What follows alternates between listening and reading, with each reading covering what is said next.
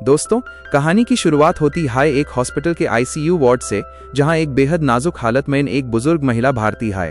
उनकी हालत इतनी खराब है कि वो खुद से सांस भी नहीं ले सकती, इसलिए उनके नाक पर ऑक्सीजन मास्क और सांस लीन वाला पाइप लगा हुआ है, जो एक मशीन से जुड़ा है। वहां ड्यूटी पर तैनात है जोया नाम की एक नर्स। जोया बड़ी ही मासूमियत और शांति से अन बुजुर्ग महिला के पास आती है, जैसे वो उनकी मदद करने आई हो। लेकिन जैसे ही वो उनके पास पहुंचती है, वो बेडे आराम से ऑक्सीजन सिलेंडर के वॉल को घुमाकर बैंड कर देती है। इतना ही नहीं, वो उनके नाक के ऊपर लाचे ऑक्सीजन पाइप को भी जोर से दबाकर ब्लॉक कर देती है, ताकि सांस का बहाव बिल्कुल रुक जाए। वो बुजुर्ग महिला बेचैन होकर तड़पने लगती हैं, उनका दम घुट रहा होता है, लेकिन जोया के चेहरे पर शिकन तक नहीं आती। वो बड़ी बेरहमी से वहां खड़ी होकर उनकी मौत का तमाशा देख रही होती है। जैसे ही मॉनिटर पर अलार्म बजने लगता है, जोया तुरंत जोर जोर से चिल्लाने लगती है, ताकि डॉक्टर और बाकी स्टाफ वहां पहुंच जाएं और किसी को यूएस पर शक न हो। शोर सुनकर डॉक्टर वहां भागते हुए आते हैं। डॉक्टर देखते हैं कि मरीज की हालत बहुत बिगड़ गई है। वो तुरंत मशीन को चेक करते हैं और अपने एक्सपीरियंस से समझ जाते हैं कि ऑक्सीजन सप्लाई में कोई रुकावट आई है। डॉक्टर तुरंत इस पाइप को ठीक करते हैं, ऑक्सीजन सप्लाई दोबारा चालू करते हैं और अपने एफर्ट से यूएस बुजुर्ग महिला की जान बचा लेते हैं। जब सब लोग वहां बिजी होते हैं, तब जोया वहां एक तरफ खड़ी होकर एक बहुत ही अजीब और साइको वाली मुस्कान लिए ये सब देख रही होती है। यूजी इस दर्द और अफरा तफरी में एक अलग ही सुकून मिल रहा होता है। फ्लैट कहानी शिफ्ट होती है एक सुंदर से घर की तरफ, जहां माया अपने पति आर्यन और अपने छोटे बेटे आरव के साथ रहती है। आर्यन एक मेहनत काश इंसान है, जो अपने काम में मसरूफ रहता है। उस दिन जब आर्यन अपनी बीवी माया से बात कर रहा होता है, तभी उसका बेटा आरव लड़खड़ते हुए अपने पैरों को घसीटते हुए उनके पास आता है और कहता है, मॉम, मेरे पैरों में बहुत दर्द हो रहा है। आरव को एक ऐसी बीमारी है जिसकी वजह से वो बिना सहारे के चलने में बिल्कुल असमर्थ है। माया अपने बेटे की ये हालत देखकर अंदर से टूट जाती है। आर्यन उन्हें तसल्ली देते हुए कहता है कि सब ठीक हो जाएगा, लेकिन माया को अब भी अपने बेटे के लिए एक भरोसेमंद नर्स की जरूरत महसूस होती है। तभी वहां एंट्री होती है जोया की, जिसे माया ने आरव की देखभाल के लिए हीरे किया होता है। जोया इतनी तेज और छलक होती है कि कुछ ही दिनों में वो एक नर्स से बांधकर यूएस परिवार का एक जरूरी हिस्सा बन जाती है। अगली सुबह जब पूरा परिवार नाश्ते की टेबल पर बैठा होता है, आरव अपने चलने के सहारे यानी अपनी क्रचेस को लेकर उठने की कोशिश करता है, लेकिन जोया ने पहले ही रात को अन क्रचेस के स्क्रूज को इतना ढीला कर दिया होता है कि उनका निकलना तय होता है। जैसे ही आरव थोड़ा चलने की कोशिश करता है, वो क्रचेस खुलकर अलग हो जाते हैं और वो जमीन पर जोर से गिर जाता है। माया भागती हुई आती है और अपने बेटे को उठाने लगती है, लेकिन आरव को चोट लग चुकी होती है। जोया वहां खड़ी होकर बड़े दुख का नाटक कर रही होती है, जबकि सच ये होता है कि ये सब उसने सिर्फ अपने मनोरंजन के लिए किया होता है। जोया की नजर अब सिर्फ काम पर नहीं, बल्कि आर्यन पर भी होती है। जब आर्यन ऑफिस जाने के लिए तैयार हो रहा होता है, जोया उसके इतने करीब जाने की कोशिश करती है कि माया को ये सब देखकर थोड़ा अजीब तो लगता है, लेकिन वो इसे ज्यादा गौर नहीं करती। आर्यन के ऑफिस निकलने के बाद माया की एक सहेली उससे मिलने घर आती है। दोनों दोस्त घर के ड्राइंग रूम में बैठकर बातें कर ही रहे होते हैं, जब जोया वहां आरव के साथ खेलने के बहाने मौजूद होती है। जोया की हरकत ये होती है कि वो खेलने के लिए तो आरव के पास होती है, लेकिन उसका पूरा ध्यान माया और उसकी सहेली की बातों पर होता है। वो बेडे गौर से सुन रही होती है कि आखिर दोनों क्या बातें कर रही हैं। तभी माया की सहेली का ध्यान जोया की तरफ जाता है और वो थोड़ा चिंतित होकर माया से कहती है, माया, तुम्हें अपने बेटे के लिए किसी और नर्स को रखने के बारे में सोचना चाहिए। मुझे जोया का तुम्हारे पति और बेटे के साथ इतना ज्यादा घुलना मिलना बिल्कुल ठीक नहीं लग रहा। तुम्हें थोड़ा सावधान रहने की जरूरत है। माया मुस्कुराते हुए अपनी सहेली की बात को टाल देती है और कहती है कि वो बस ज्यादा सोच रही है। माया को अभी भी जोया की असलियत का जरा भी अंदाजा नहीं होता। इसी दौरान जोया वहां से उठकर दूसरे कमरे में जाती है और वहां एक पुरानी मशीन या कंप्यूटर के पास बैठ जाती है। यहाँ जोया की एक बहुत ही खतरनाक साजिश शुरू होती है। वो कंप्यूटर का इस्तेमाल करके अपनी आवाज को बदलने की कोशिश करती है, ताकि कोई उस पहचान ना सके। वो डेविड नाम के एक फर्जी इंसान की आइडेंटिटी बनाती है, जो कि उसी सोसाइटी का एक मेंबर होने का नाटक करता है, जिसे माया ने अपने बेटे के इलाज के लिए ज्वाइन किया था। जोया डेविड बैनकर माया को फोन करती है और उससे उसके बेटे की बीमारी के बारे में बातें करने लगती है। माया, जो कि पहले ही अपने बेटे की हालत को लेकर परेशान थी, अस अजनबी डेविड की बातों में ने जाती है और उस अपना एक सुहृताई वेल विशर समझने लगती है। जोया का ये खेल अब और भी घेरा होता जा रहा था। वो एक तरफ नर्स बैंकर माया का भरोसा जीत रही थी और दूसरी तरफ डेविड बैंकर उसके मैन माइंड डर और कंफ्यूजन पैदा कर रही थी। वो चाहती थी कि माया को लाजे कि उसका कोई अपना उसके साथ आए, जबकि वो खुद ही उसकी जिंदगी में तूफान लाने की तैयारी कर रही थी। एक दिन जब आर्यन घर से निकलने के लिए तैयार हो रहा था, माया की सहेली फिर से घर आई। आर्यन की शर्ट पर गलती से कुछ गिर गया था और सफाई के लिए उसने शर्ट बदली। उसी दौरान माया की सहेली जब अंदर के कमरे में गईं तो उन्होंने देखा कि जोया का हैंडबैग खुला हुआ है। उन्होंने गलती से उसमें झांक लिया और उन्हें कुछ ऐसी चीजें दिखीं जो एक नॉर्मल नर्स के पास नहीं होनी चाहिए थी। उन्हें तुरंत समझ गया कि ये लड़की जितनी दिखती है उतनी मासूम बिल्कुल नहीं है।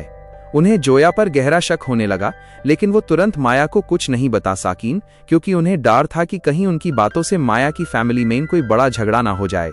रात का वक्त था, घर में सब सो रहे थे, लेकिन जोया चुपके से उठी और वही डेविड वाला खेल फिर शुरू कर दिया। उसने फिर से कंप्यूटर और वॉइस चेंजर का इस्तेमाल करके माया को कॉल किया और उसके बेटे की सेहत के बारे में सवाल पूछने लगी।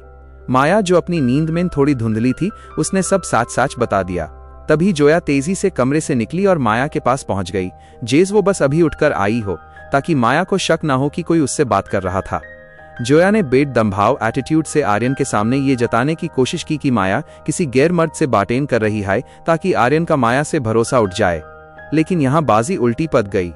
आर्यन ने अपनी बीवी का साथ दिया और कहा, माया बहुत मेहनत कर रही है और नींद पूरी ना होने की वजह से वो परेशान है, तुम उसी थोड़ा आराम करने दो।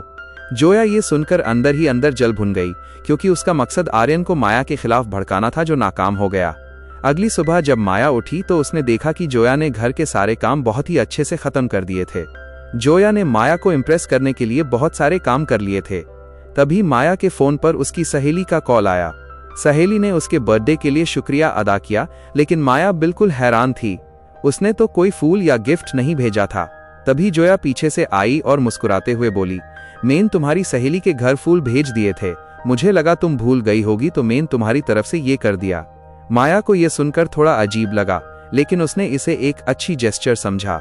माया को तभी चाकर आने लगे और वो बेहोश होने लगी।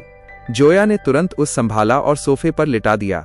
जोया ने कहा, तुम्हें बहुत स्ट्रेस है, मैं तुम्हारा खून का सैंपल लेकर लब में टेस्ट करवा देती हूँ, ताकि पता चले तुम्हारी तबीयत क्यों खराब हो रही है। माया ने हान कह दी, लेकिन उससे ये नहीं पता था कि जोया उसके खून के सैंपल के साथ क्या करने वाली है, और वो उसी बिल्कुल भी नॉर्मल नहीं रखने वाली। रात के सन्नाटे में जोया दोबारा अपने यूएस खतरनाक खेल में लग गई। उसने फिर से डेविड बनकर माया को मैसेज भेजा और उसकी कमजोरी का फायदा उठाने की कोशिश की।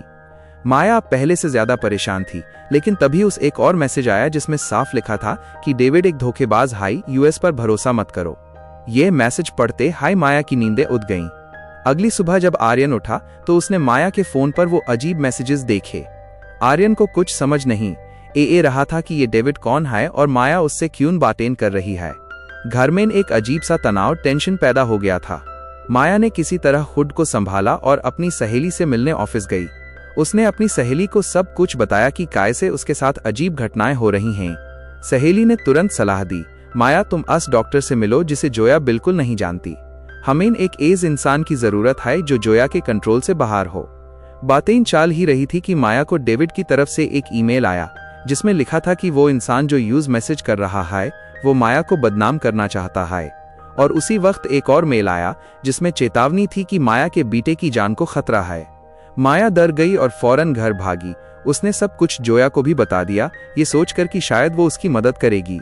लेकिन माया को ये नहीं पता था कि वो अपने दुश्मन को ही अपनी सारी प्लानिंग बता रही है। अगली सुबह माया उस कैफे में पहुंची जहां डेविड से मुलाकात होनी थी। जब वो वहां पहुंची तो एक आदमी ने बताया कि वही डेविड है। उसने बताया कि उसका नाम डेविड है, लेकिन उसने कभी माया को कॉल या मैसेज नहीं किया। डेविड ने अपनी कहानी सुनाई, मेरी पत्नी को भी एक बीमारी थी और तभी एक नर्स हमारे घर आई थी।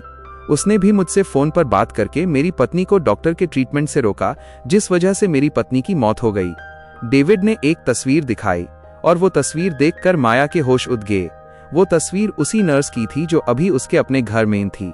माया को अब थोड़ा थोड़ा समझ आने लगा था कि जोया है वो शैतान है जो सब कुछ कंट्रोल कर रही है। लेकिन इस पूरे वाकये का एक और पहलू था।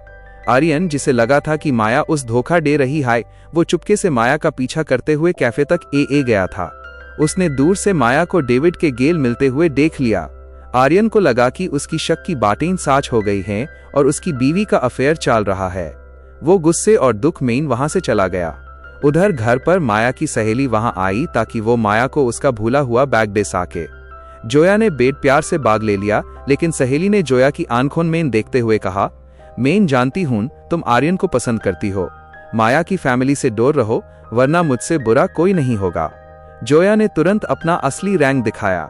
उसने पीछे से एक भरी चीज उठाकर सहेली के सर पर डे मारी और वो बेहोश हो गई। जोया ने यूज कार में डाला और एक सुनसान जगह पर ले जाकर वही जहरीला इंजेक्शन लगा दिया, जिससे उसकी मौत हो गई। कहानी अब अपने क्लाइमैक्स की तरफ बढ़ रही है। जोया अब एक पूरी तरह से खतरनाक मोड़ पर थी।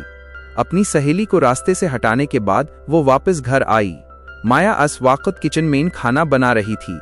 जोया ने बेड़े शातिर दिमाग से अन बातों में उलझा दिया कि माया को शक तक नहीं हुआ।